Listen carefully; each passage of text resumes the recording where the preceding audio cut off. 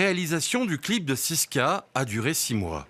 Là, par rapport à ce plan-là, je pense que si on garde cette zone-là pour la partie droite de l'écran, ça peut être intéressant. Un travail qui s'est déroulé en marge de leur activité professionnelle dans l'animation. Parmi leurs faits d'armes, des séries animées comme Snoopy ou Gaston Lagaffe, des professionnels confirmés à qui la chanteuse Siska a confié la réalisation de son clip Beautiful. Le résultat est tout simplement bluffant.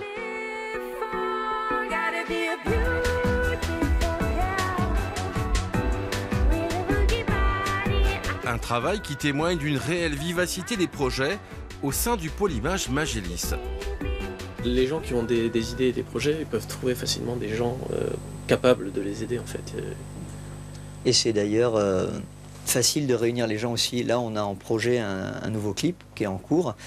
Et pour dire en exemple, c'est que du coup, on fait forcément avec les moyens du bord un peu, sans budget particulier, mais juste en parlant du projet à quelqu'un.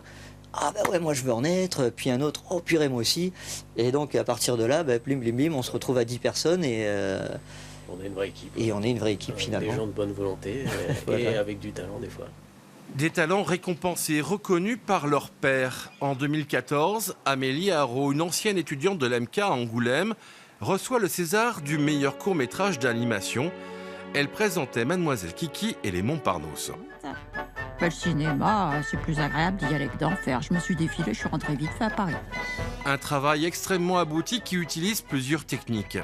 Dans la démarche que j'avais choisi de développer, c'était aussi utiliser toutes ces techniques et retrouver une couleur et ne pas mentir sur la matière.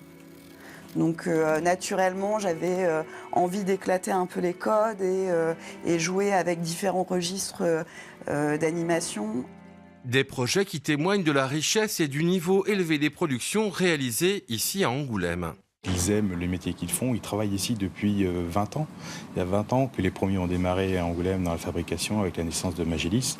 Et donc ils ont aussi développé de vrais talents sur d'autres secteurs, soit artistiques, personnels, c'est-à-dire que ce sont des artistes, au sens plein et entier du mot, mais c'est aussi des gens qui sont appelés à travailler sur d'autres vecteurs. La maîtrise graphique toute personnelle d'Amélie Haro a permis à la réalisatrice d'être appelée sur des projets très ambitieux comme Les Aventuriers de l'art moderne, une série diffusée récemment sur Arte.